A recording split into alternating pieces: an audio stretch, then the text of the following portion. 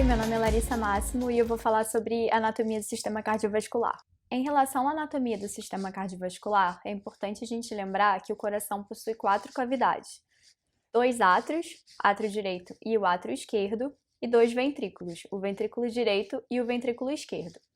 Então, o trajeto do sangue, ele vai começar pelas veias cavas superior e as veias cava inferior, e elas vão levar o sangue até o átrio direito. Do átrio direito, por meio da válvula tricúspide, e vocês podem ver todo esse trajeto de sangue, todo o trajeto da circulação pela imagem.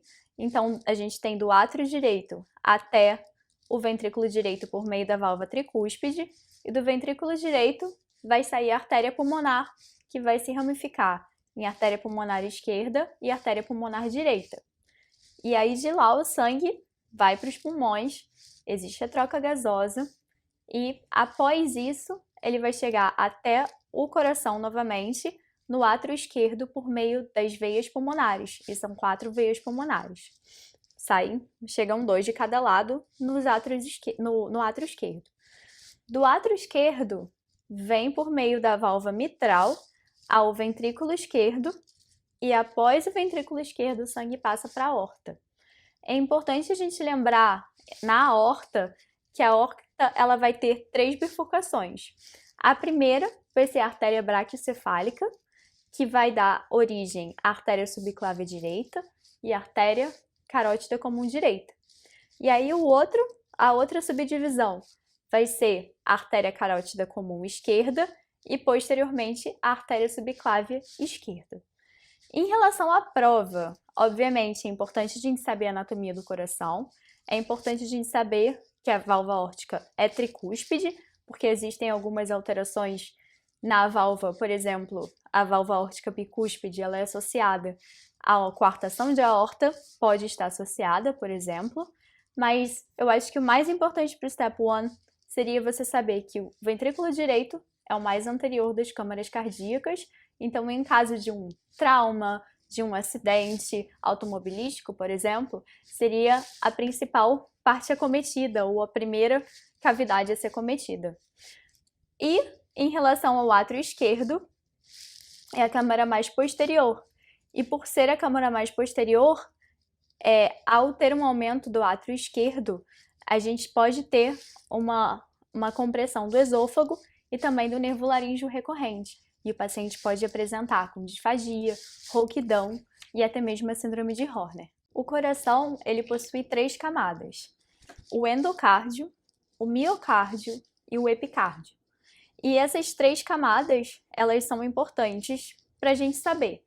O epicárdio, ela vai revestir o interior das câmaras cardíacas, incluindo as válvulas cardíacas.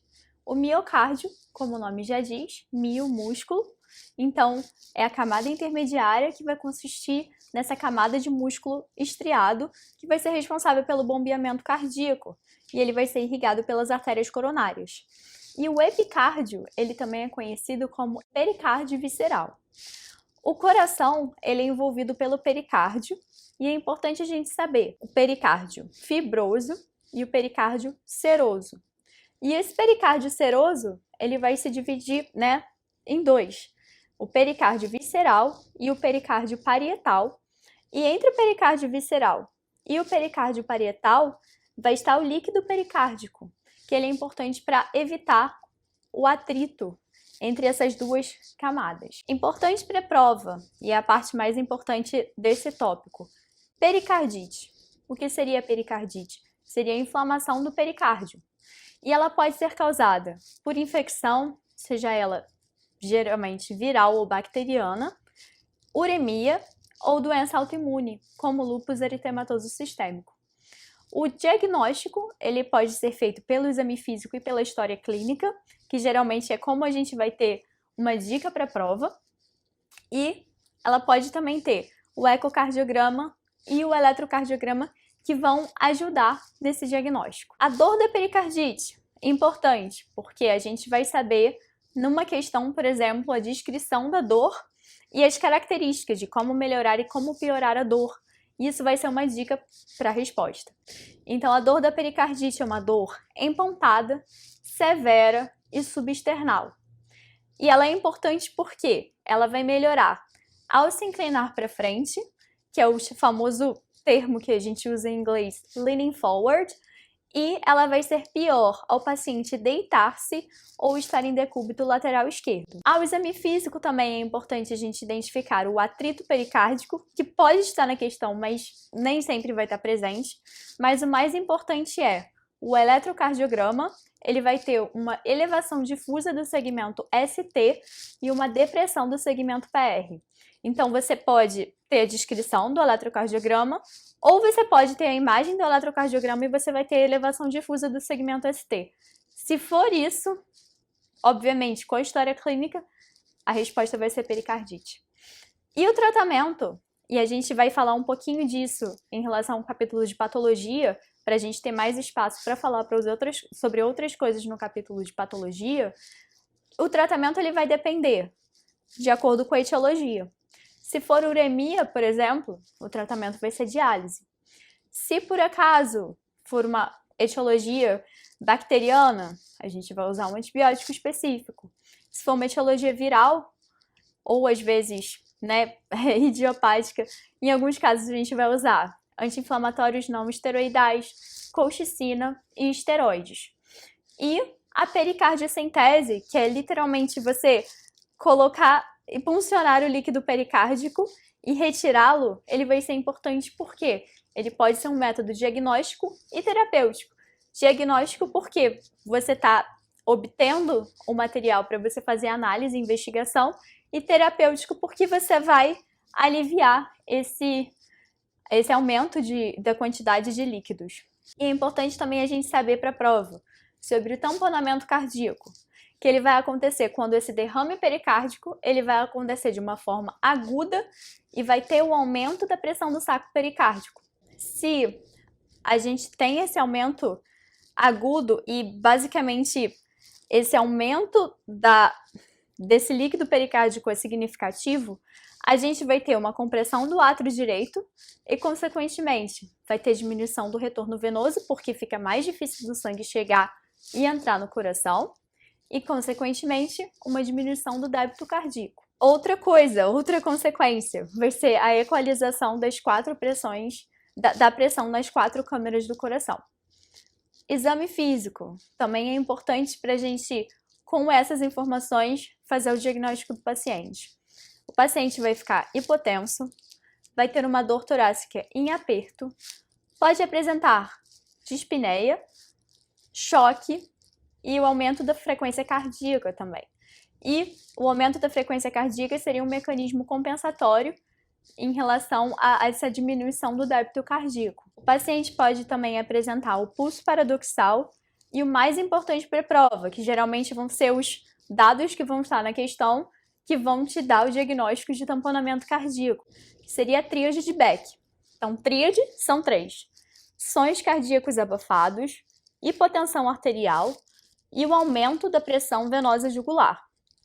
Então, essa parte também é super importante para a prova. Já que a gente está falando um pouquinho do líquido pericárdio, e a gente vai falar sobre o hemopericárdio.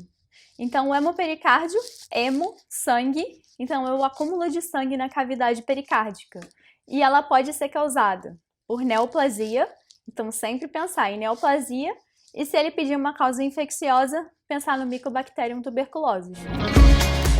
Meu nome é Diego Lima e hoje a gente vai falar um pouquinho sobre a fisiologia do aparelho gastrointestinal. Vamos começar então falando um pouquinho sobre o estômago e os tipos celulares que são encontrados no estômago. Isso é cobrado em prova, tá certo? Cobrado no Step 1.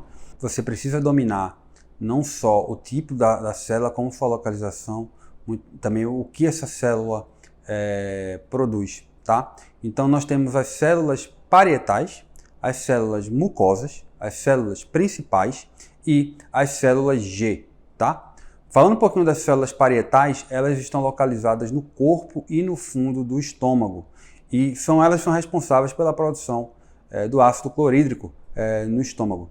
Então, nelas você vai ter aquela bomba, né, de ácido, né, com potássio ATPase, por onde é produzido o ácido gástrico. Então, célula parietal, produção do ácido, corpo e fundo do estômago, tá bom? Quando a gente fala de células mucosas, elas ficam no antro e na cárdia do estômago. E quando a gente fala de célula mucosa, ela é responsável pela produção de muco. Então, esse muco ele é responsável por proteger todo o epitélio do estômago, né? Então, você tem a produção de ácido pelas células parietais, e para impedir que esse ácido leve a algum tipo de dano no estômago, você tem o muco, né? Para proteger o estômago, tá? Nós temos também as células principais, né? Que elas são responsáveis pela produção de pepsinogênio e lipase gástrica, tá certo? E por último, nós temos as células G. E aí é fácil de lembrar que célula G é célula produtora de gastrina, né?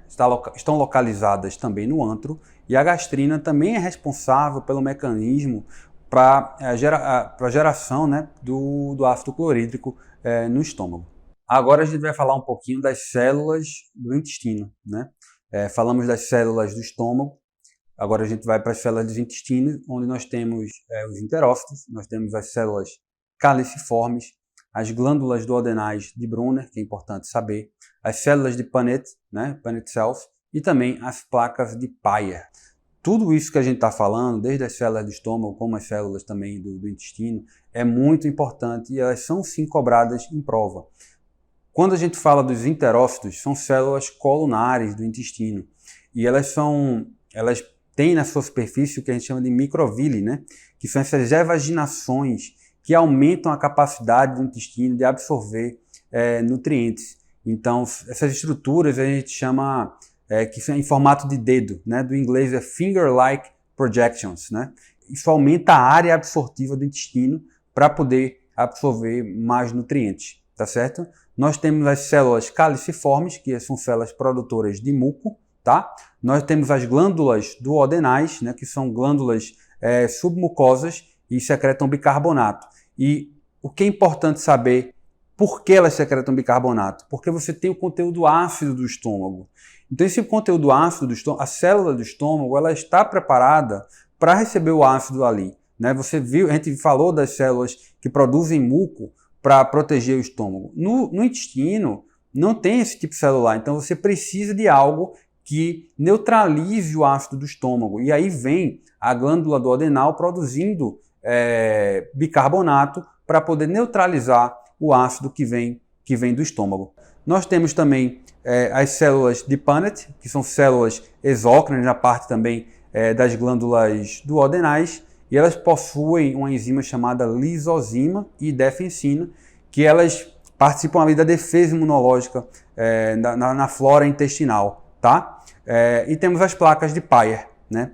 Essas placas de Peyer, elas estão no ilho, e é exatamente isso que diferencia o ilho do jejum. O jejum não tem placas de Peyer, o ilho tem. E, na verdade, ela funciona como um sistema de imunidade, de defesa do organismo. Como o ilho é a última parte do intestino delgado antes do cólon, nós temos duas formas de defesa contra as bactérias, contra a flora intestinal do cólon. Uma é a válvula iliocecal, que impede o retorno do conteúdo que está ali no intestino grosso de retornar para o intestino delgado. E a segunda forma de defesa é exatamente as placas de Peyer. Vamos falar um pouquinho agora da inervação do trato gastrointestinal, né?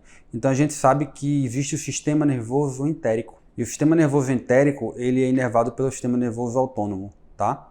E é importante que você saiba que existem dois plexos que são importantes, que é o plexo de Meissner e o plexo mioentérico.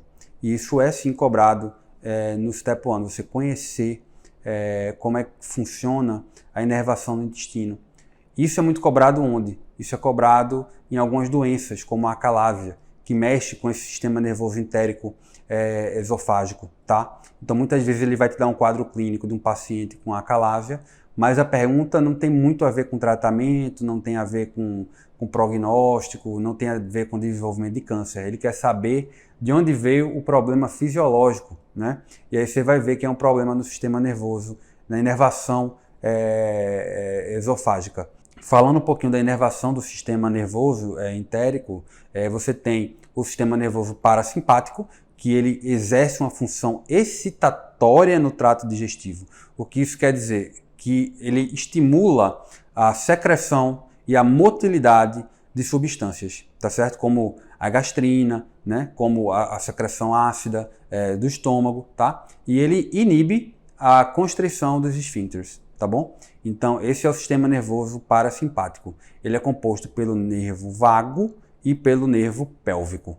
E quando a gente fala do sistema nervoso simpático, é o oposto do sistema nervoso parasimpático. Ele exerce uma função que ele inibe o trato gastrointestinal. Então, ele tanto diminui a produção de secreções, como também a motilidade intestinal, tá? E ele estimula a constrição dos esfíncteres. Então, é importante você saber essa diferença entre o sistema nervoso simpático e parasimpático, como eles atuam no trato digestivo.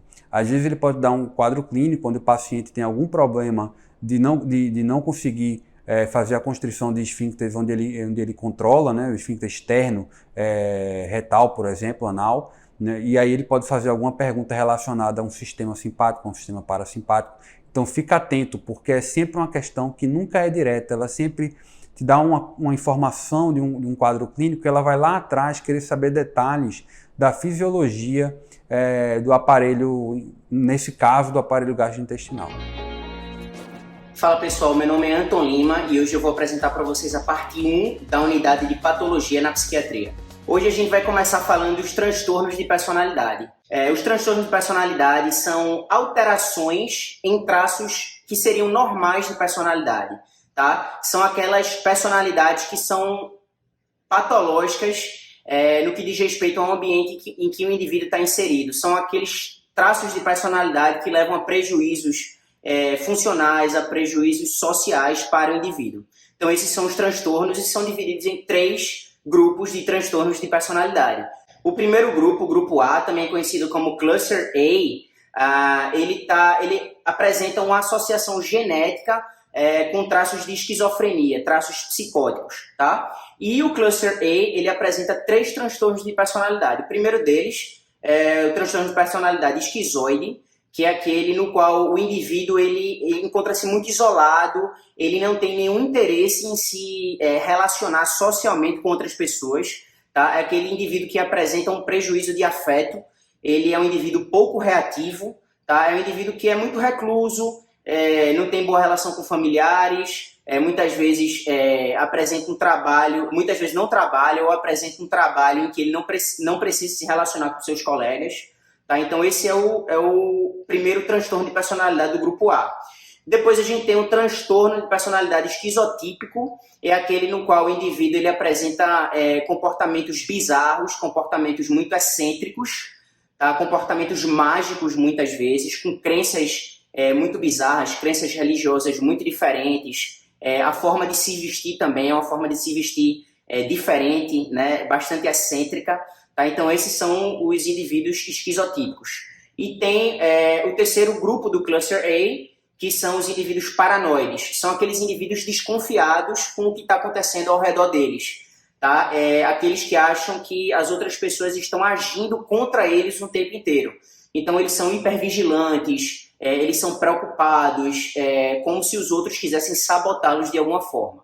Falando agora do grupo B, o Cluster B, que são os transtornos de personalidade que apresentam alguma relação genética com os transtornos de humor, temos os indivíduos borderline, que são aqueles indivíduos que apresentam uma baixa autoestima, são aqueles indivíduos que apresentam oscilações de humor muito frequentes, inclusive dentro de um mesmo dia, tá? Indivíduos que muitas vezes apresentam comportamentos de automutilação ou pensamentos suicidas relacionados à baixa autoestima que eles têm e apresentam dificuldades de engajar em relacionamentos duradouros com outras pessoas.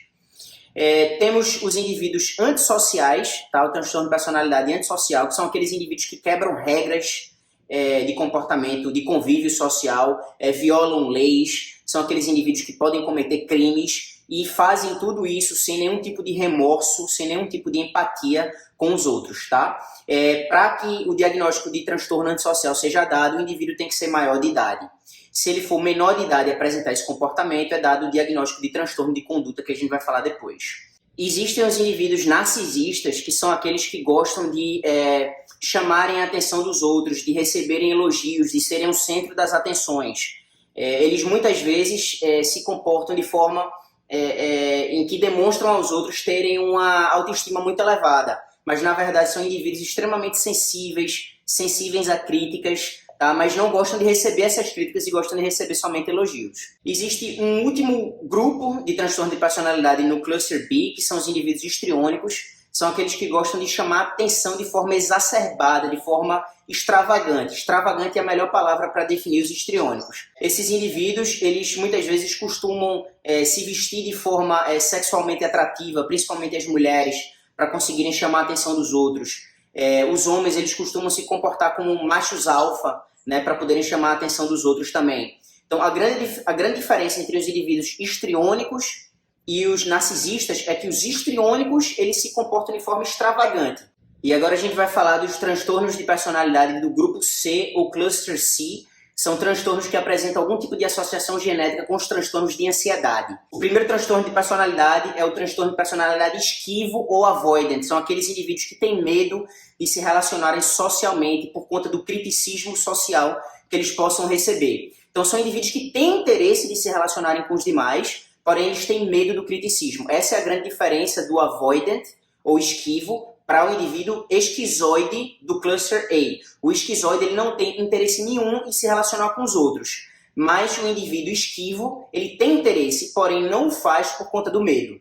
Existem os indivíduos com o transtorno de personalidade obsessivo-compulsivo, são aqueles que têm um rigor do comportamento, aquele comportamento inflexível, uma preocupação extrema com a ordem, com a organização, tá? Compartilhando muitos dos sinais e sintomas do TOC, né, que é da patologia, o transtorno obsessivo-compulsivo. A grande diferença do transtorno de personalidade obsessivo-compulsivo para o TOC, que é a patologia propriamente dita, é que no transtorno de personalidade, as ações do indivíduo acontecem de acordo com aquilo com que ele está pensando. Tá? Então a gente fala que o comportamento desses indivíduos é egossintônico. Já na patologia, no TOC, o comportamento dos indivíduos não acontece de acordo com aquilo que ele quer. Então, eles sabem que seu comportamento está lhe causando um certo prejuízo. Então, a gente fala que ele tem um comportamento egodistônico. Tá? E o último grupo são os indivíduos dependentes. O último transtorno do cluster C são os indivíduos dependentes. São aqueles que têm medo de tomarem decisões por conta própria. São aqueles que também, às vezes, apresentam uma autoestima baixa, uma insegurança muito grande. Tá? São aqueles que precisam de outras pessoas para tomarem decisões por eles mesmos. Tá? Então, esses indivíduos muitas vezes acabam se envolvendo em relacionamentos abusivos. Agora nós vamos falar de alguns diagnósticos psiquiátricos que são comumente dados na infância. O primeiro deles é o TDAH, que é o transtorno do déficit de atenção e hiperatividade. Como o próprio nome já fala, são crianças que apresentam prejuízos de concentração, de foco, o comportamento hiperativo, né, o comportamento muito agitado. Tá? Então, ou prejuízo na atenção, ou prejuízo no quesito da atividade, no caso uma hiperatividade, ou os dois acontecendo ao mesmo tempo. E isso tem que acontecer por pelo menos 6 meses em 2 ambientes distintos, como por exemplo em casa e na escola, certo? O diagnóstico normalmente é dado principalmente em meninos, tá? É uma proporção maior de diagnóstico dado em meninos do que em meninas, e é normalmente dado antes dos 12 anos de idade, certo? Porém, os sintomas do TDAH eles podem persistir até a idade adulta. O tratamento do TDAH em crianças menores de 6 anos normalmente começa com psicoterapia. Normalmente não se faz tratamento medicamentoso de cara em crianças menores de 6 anos. Porém, se a criança ela for refratária ao tratamento psicoterápico, mesmo que ela seja menor de 6 anos, pode-se iniciar o tratamento farmacológico para essas crianças. O tratamento farmacológico padrão ouro é com medicações estimulantes. Temos, por exemplo, algumas anfetaminas, temos, por exemplo, o metilfenidato, que são medicações estimulantes de primeira linha. Temos algumas alternativas não estimulantes, tá, para o tratamento de TDAH, como, por exemplo, a atomoxetina, que é uma medicação famosa, e a clonidina, a gonfacina, tá, que atuam nos receptores alfa-2. Se a criança for maior de 6 anos e for diagnosticada com TDAH, o tratamento farmacológico já pode ser iniciado logo.